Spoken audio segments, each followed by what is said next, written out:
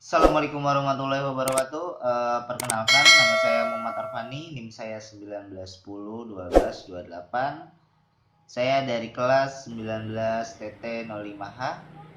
Cita-cita saya yaitu ingin mendapatkan pekerjaan yang sesuai dengan jurusan yang sudah saya tempuh. Bagaimana kabarnya di rumah semuanya? Pastinya alhamdulillah baik ya. Hari ini saya akan menjelaskan beberapa pembelajaran mengenai pemrograman mendasar. Nah, di sini saya mendapatkan tema yaitu tentang dasar pemrograman berorientasi objek atau PBO. Oke, penasaran kan? Pengen ngeliat pembelajaran ini? Yuk, terus simak ya. Oke, bismillahirrahmanirrahim. Tadi kan kita sudah perkenalan. Nah, sekarang kita waktunya untuk belajar mengenai dasar pemrograman berorientasi objek atau PBO. Nah, di sini saya mengambil materi ini di modul mata kuliah praktikum yaitu pemrograman lanjut. Nah, di sini kita mulai aja ya. Nah, tujuan dari PBO yaitu mengetahui arti dan fungsi pemrograman berorientasi objek dalam pemrograman. Lalu kemudian memahami penggunaan PBO dalam menulis program. Ketiga, mengetahui keunggulan PBO pada suatu program. Dan keempat, pembuatan program sederhana dengan menerapkan konsep PBO. Oke, di sini ada dasar teori di mana PBO. Nah, apa sih PBO?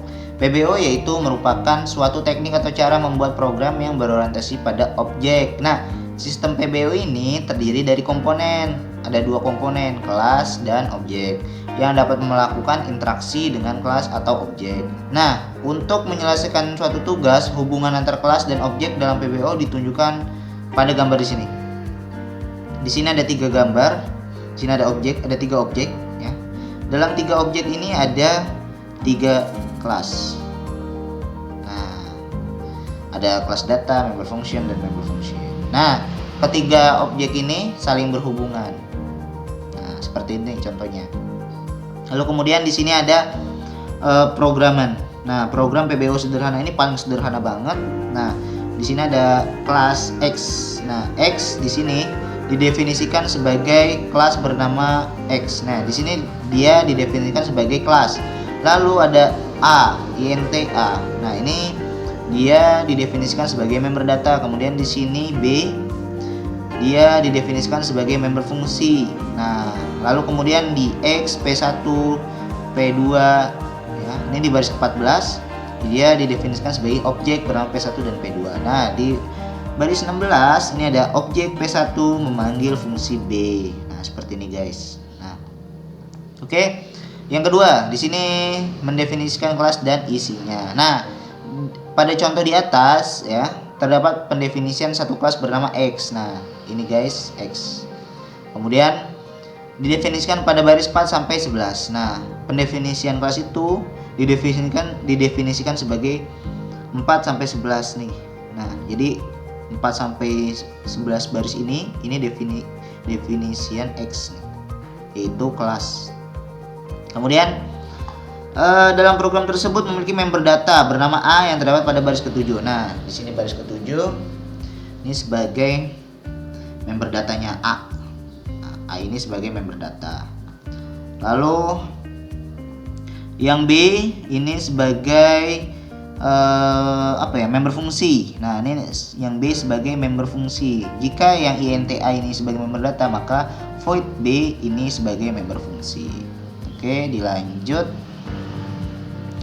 Nah, dalam program data terdapat keyword private dan public yang berfungsi mengatur akses member data dan fungsi. Nah, kemudian member data atau fungsi yang terdapat dalam publik dapat diakses dari luar kelas. Nah, bagaimana mekanismenya? Data hiding dalam PBO adalah dengan meletakkan data ke dalam private sehingga data tidak bisa sembarangan diakses kecuali melalui member fungsi publik dalam kelas tersebut. Nah, di sini ada mendefinisikan objek dan pemanggilan member fungsi dan data. Nah, di sini ada statementnya yaitu X P1, P2. Menunjukkan mendefinisikan dua objek bernama P1 dan P2 dari kelas X. Secara umum mendefinisikan objek dari satu kelas dapat ditulis dengan sebagai Oke nih seperti ini. Nah seperti ini. ini adalah gambaran ya, tulisannya nama kelas, nama objek. Nah, baris berikut dalam program di atas menunjukkan bagaimana cara untuk memanggil member data atau member fungsi dari kelas objek yang ditunjukkan pada baris ke-16-17. Nah, di sini bisa kita lihat P1.B ya kan, buka kurung tutup kurung titik 2, P2.A. Nah, di sini bisa kita lihat baris program di atas menunjukkan bahwa objek P1 memanggil member fungsi B, buka kurung tutup kurung, dan P2 memanggil member data A dengan bantuan operator period titik ya kan. Nah, di sini disebabkan A dan B, buka kurung, merupakan member dari kelas, maka untuk pemanggilannya harus dihubungkan dengan objek dari kelas tersebut. Nah, seperti ini guys. Ini contohnya. Nah, seperti ini. X P1, P2. Nah, ini juga sama P1.B. Ini sebagai memanggil ya, sebagai pemanggil fungsi B. Oke. Ini kita lanjut. Kemudian yang ini. 4. Akses data melalui member fungsi. Seperti yang telah dijelaskan sebelumnya, member data yang diletakkan dalam private hanya dapat diakses oleh member fungsi dalam kelas yang sama. Gambar 3 menunjukkan listing program untuk memasukkan nilai ke dalam data yang terdapat dalam private melalui member fungsinya.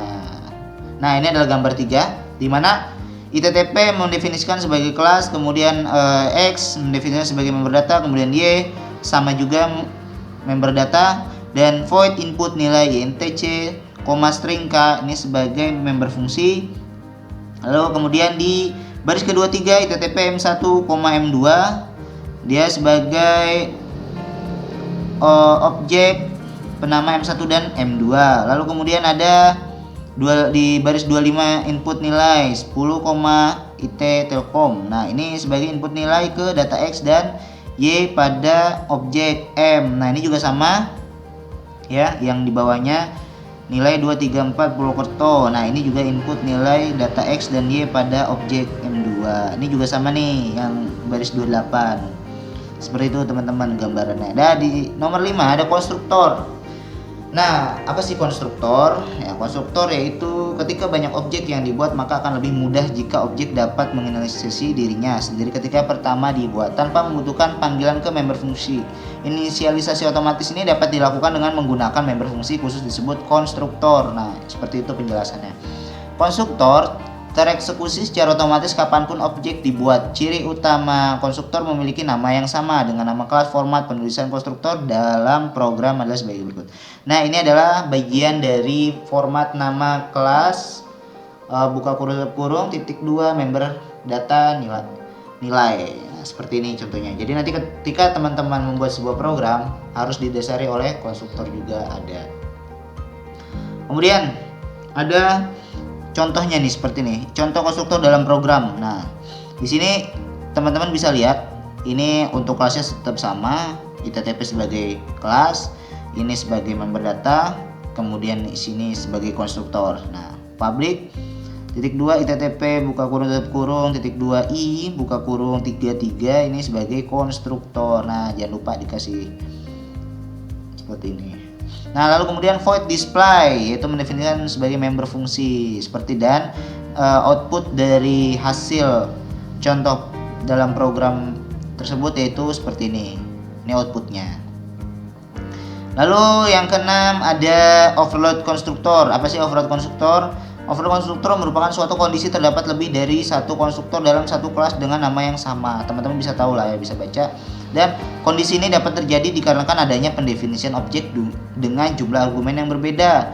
Nah, argumen apa sih? Argumen adalah nilai yang diberikan antara program, fungsi, atau subrutin. Nah, contohnya, ada contohnya nih. Nah, ini adalah contoh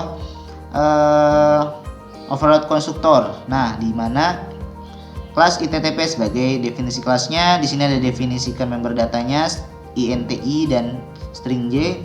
Kemudian ada ITTP I ini sebagai konstruktor tanpa argumen, dan di sini int R1 string R2 titik 2 I R1, J R2 ini sebagai konstruktor 2 argumen.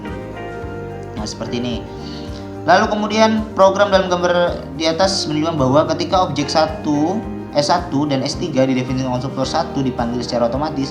Saat objek S2 dengan dua argumen didefinisikan, maka konstruktor kedua akan aktif. Nah, seperti ini. Seperti ini guys contohnya. Oke, kita lanjut. Yang ketujuh ada fungsi yang didefinisikan di luar kelas.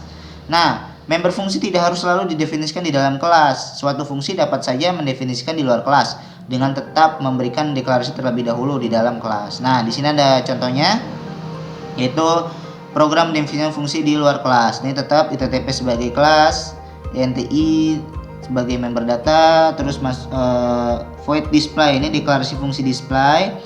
Kemudian ada ITTP display sebagai definisi fungsi display. Nah, di sini adalah gambaran output yang sudah di run atau dijalankan melalui kode blok atau aplikasi-aplikasi lain. Kemudian fungsi display dideklarasikan di dalam kelas ITTP sehingga fungsi display tetap dikenali oleh program sebagai bagian dari fungsi display dideklarasikan di dalam kelas ITTP sehingga fungsi display tetap dikenali oleh program. Ini di baris 15. Ini di baris 15 nih, void display deklarasi fungsi display. Lalu di fungsi display didefinisikan di luar kelas tampak pada baris 18 sampai 12 dengan format penulisannya seperti ini nih. Void nama kelas .2.2 nama fungsi. Oke, kita lanjut. Di sini nomor 8 objek sebagai fungsi argumen. Wah, data dari suatu objek dapat menjadi masukan bagi objek yang lain dengan memanfaatkan objek sebagai argumen. Nah, di sini ada contoh programnya. Di kelas ITTP didefinisikan sebagai kelas. Kemudian ada INTI sebagai member data, kemudian ITTP buka kurung tutup kurung titik 2i buka kurung 0 tutup kurung. Ini sebagai argumen ya. Konstruktor tanpa argumen. Kemudian di sini ada int r1, string r2 titik i r1, j r2. Ini sebagai konstruktor dua argumen. Kemudian ada void display. Nah, di mana void display ini sebagai member fungsi. Lalu kemudian di void nilai ITTP p1, ITTP p2 ini sebagai deklarasi fungsi di luar kelas. Nah, lalu di sini ada contoh outputnya yang sudah di run. Nah, di sini ada masukkan nilai i sama dengan 100, masukkan nilai j string titik 2 ITTP. Nah, data i dan j pada objek S1, nilai s, nilai i sama dengan 100, nilai j sama dengan ITTP. Nah, di sini contoh penggunaan objek sebagai argumen diberikan pada baris ke-47 di mana objek S3 menggunakan objek S1 dan S2 sebagai argumen. Format penulisannya dalam sebagai berikut. Nah, ini adalah formatnya nih. Nama objek, nama fungsi, nama objek 1, nama objek 2 dan seterusnya. Di sini ada pemanggilan data pada tiap objek ditunjukkan pada baris 24 sampai 30. Ini kita coba lihat 24 sampai 30. 24 sampai 30. Nah, ini adalah deklarasi fungsi di luar kelas. Nah, ini adalah objeknya. Kemudian P1 dan P2 merupakan variabel pengganti untuk objek S1 dan S2. Nah, untuk mendapatkan data dari objek digunakan operator period seperti biasa, buka kurung, titik, buka tutup kurung. Hal ini ditunjukkan pada baris ke-26 sampai 29. Coba kita lihat 26 29. 26 29 yaitu seperti ini. Code, ya kan? Seperti ini sampai 29 seperti ini. Nah, kita lanjut ke sebagai salah satu contoh untuk mendapatkan nilai data i dari objek S2, maka cara pemanggilannya adalah dengan P2.i. Oke. Nah, mungkin sekian pembahasan dari materi ini, yaitu materi PBO. Nah, mungkin nanti saya akan menayangkan contoh dari program yang sudah saya buat ya. Ini programnya mengenai PBO. Nah, nanti teman-teman bisa lihat. Nanti saya juga bakal menjelaskan juga seperti itu. Mungkin kurang lebihnya dari pembahasan ini saya mohon maaf ya. Kalau kalian masih pengen melihat, yuk lanjut. Terima kasih. Oke. Hari ini kita lanjutin pembahasannya tadi. Tadi saya udah menyiapkan beberapa program, di mana program saya sudah saya beri nama yaitu program penghitung barang. Di sini Yuk kita mulai aja lah ya, biar nggak kelamaan. Nah, di sini sudah saya kasih penjelasannya juga, instruksinya. Nah, ini kita dari awal dulu, include ya. Include itu sebagai header pemulai lah. Terus kemudian yang kedua, di barisan kedua using namespace, yaitu sebagai instruksi untuk menggunakan kelas pada namespace ya. Lalu di baris ketiga ada kelas, yaitu Indomaret. Nah, saya memakai kelasnya yaitu Indomaret. Nah, lanjut ke baris ke-6. Nah, di sini ada barang, di mana barang ini saya definisikan sebagai member data. Kemudian INT harga saya definisikan juga sebagai member data, dan jumlah juga sama, saya definisikan sebagai member data. Kemudian di baris ke-10 ada Indomaret string B, INTH, INTJ, di mana saya definisikan sebagai konstruktor dengan argumen. Nah, kemudian di barisan ke-12 ada Indomaret, di mana Indomaret ini di barisan 12 ini saya jadikan konstruktor tanpa argumen. Nah, dilanjut lagi ke bagian baris 14, di mana void data pembelian. Nih, di sini saya definisikan sebagai member fungsi. Nah, kemudian di barisan 15 ini ada total harga Indomaret, di mana mendefinisikan member fungsi juga. Lalu di bagian 17 Indomaret data pembelian, mendefinisikan fungsi di luar kelas. Oke, dilanjut ke bagian 23. Nah, nih baris 23, yaitu di sini baris fungsi di luar kelas, di mana total harga Indomaret B1, Indomaret B2.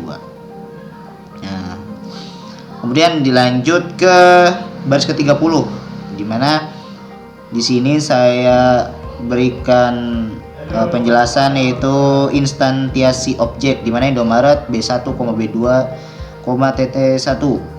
Nah, kemudian di baris ke-32 B1 data pembelian untuk objek memanggil member fungsi data pembelian. Di baris ke-34 juga sama, sebagai objek memanggil member fungsi data pembelian. Dan yang terakhir di baris 35, yaitu total harga B1, B2. Ini juga sama, objek sebagai fungsi argumen. Nah, mungkin seperti itu penjelasannya. Nah, jika kita run, kita jalankan ini seperti ini. Tampilannya seperti ini ya. Seperti ini teman-teman ya. Nah, di sini ada nama barang, nama barangnya terserah kalian. Misalnya kalau saya pasti palingan sembako aja lah ya, kayak gula misalnya. Ini harga barangnya misalnya harga gula itu kisaran misalnya 10.000.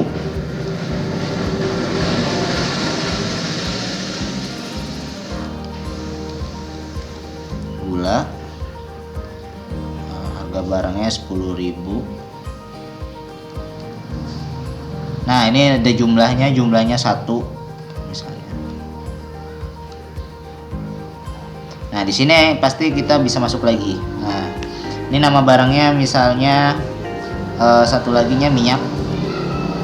Harga barangnya berarti 5.000. Jumlahnya berarti kita terserah sih 2. Nah, di sini bisa keluar total yang harus dibayarkan. Seperti itu teman-teman. Nah, mungkin teman-teman bisa nyoba juga. Nah, kemudian setelah ini saya punya ininya juga, flowchartnya. Ini flowchartnya, salah sebentar. Flowchartnya ini dia yang benar. Nah, di mana flowchart ini yang pertama kan mulai start ya. Kemudian kita masukkan ke nama barang, harga barang, jumlah barang, dan total. Nah, setelah itu kita masuk nama barang, kemudian masukkan harga barang, lalu masukkan jumlah barang. Dari sini langsung ditotal harganya. Nah, misalnya ingin mulai masuk lagi, ya balik lagi. Dan lanjut ke hasil total semua barang. Di sini akan ditotal, ya, ditotal. Lalu setelah itu baru keluar hasil harga yang harus kita bayar gitu, dan selesai. Oke, mungkin itu saja penjelasannya.